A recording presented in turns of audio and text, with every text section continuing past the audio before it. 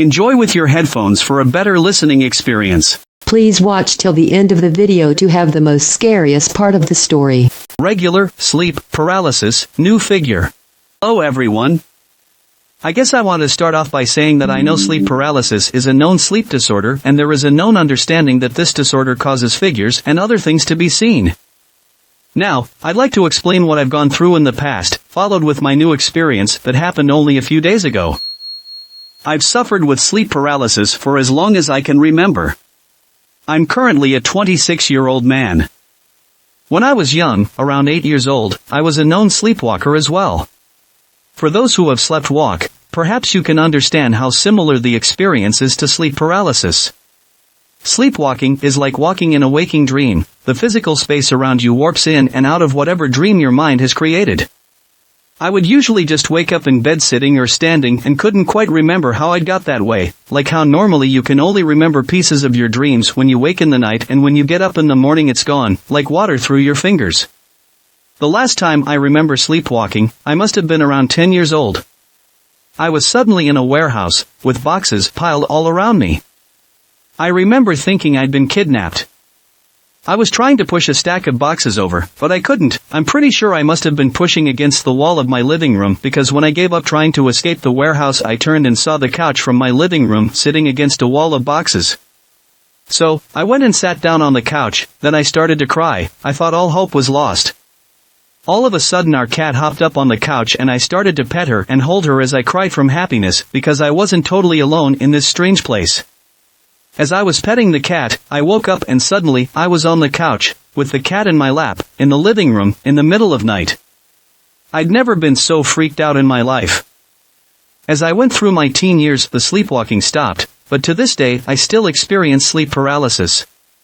It no longer scares me. When it used to scare me, it was because I thought I'd never be able to fully wake up again, because the more I tried to pull myself out of it the more difficult it seemed to actually snap out it. For me it's like quicksand, the more I struggle the worse it becomes, in the sense of how bad I start to panic and the feeling of hyperventilating.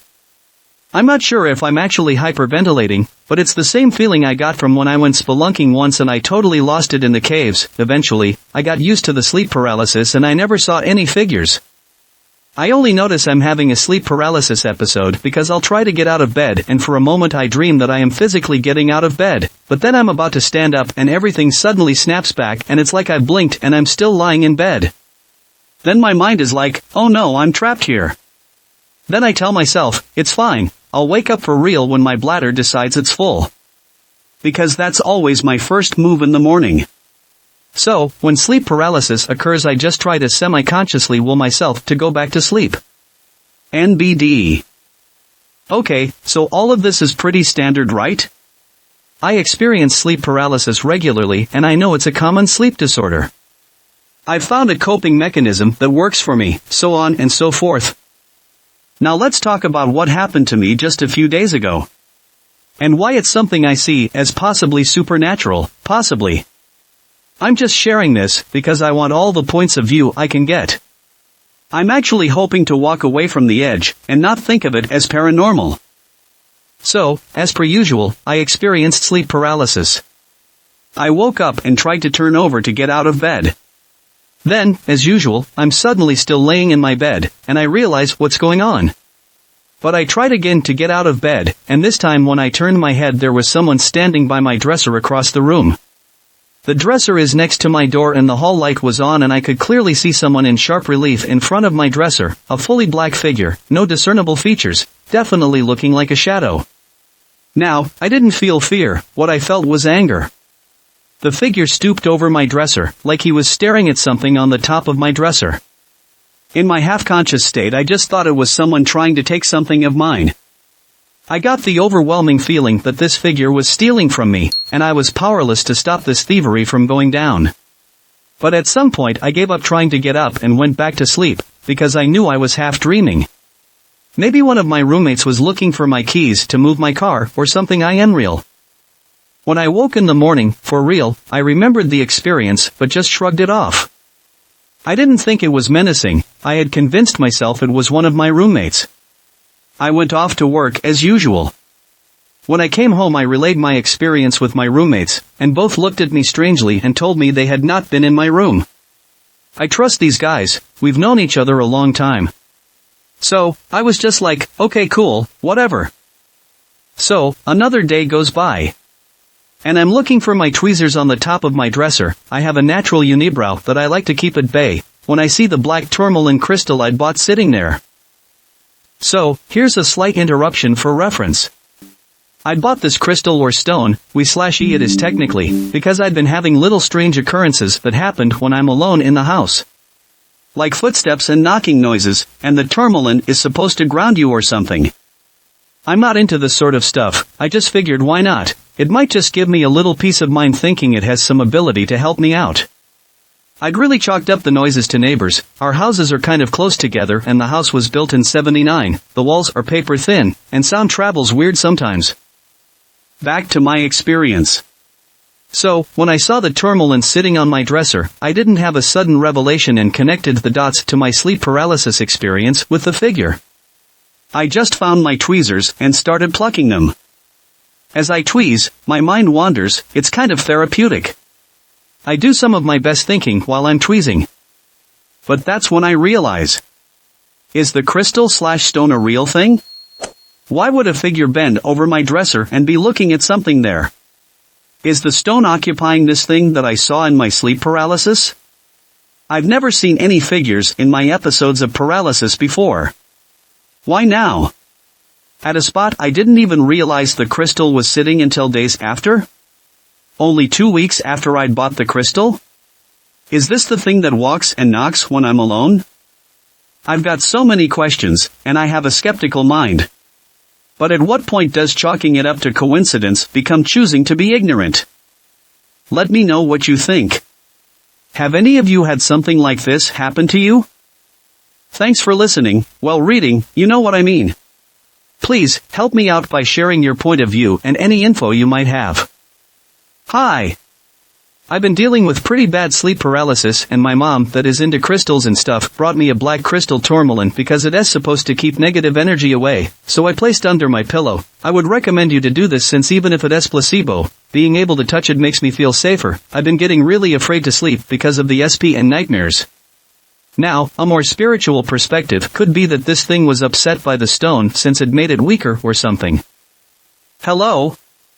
I'm sorry that your sleep paralysis is such a negative experience, though I suppose no matter how often it happens it's always going to be unsettling. Thanks for your point about crystal. I will try putting it under my pillow, but I would hate to see the figure leaning over my pillow while I'm experiencing SP, chills my blood just to think of it. I hope our crystals can help us. Good luck. I'm sending positive vibes your way. Actually it has been 4 nights with it and I hadn't experienced it, which it is rare. Also I forgot to mention that with tourmaline I also putted a selenite in my nightstand as it is supposed to attract light and calm mind, which it's good, because being afraid of spa only make them worse. Hope you get proper sleep soon. This was all an interesting read. Kinda creepy to me too, and it's hard to explain anything that happens to us with sleep paralysis. I wish there were answers, and if you perhaps believe in the guidance of a psychic/medium type of person, which helps you figure things out. I know it's hard to really trust that someone like this could help, but it's worth a shot. Other than that, I'd really have no answers. However, maybe it is just a new development for you, too. I see figures sometimes, but it's pretty unusual, thankfully. I slept and walked as a kid. My parents used to tell me stories. Only once remember it though, well kind of. I was 10. I woke up riding my bike in my underwear in the middle of town. Of course, I went back home and as I got closer I heard my parents calling for me. I got scared I'd be in trouble, so I hid. They called the police officers and they found me. I didn't get in trouble. A few years later I asked them about it. Because I remembered. They said they knew I was sleeping walking. I did it often.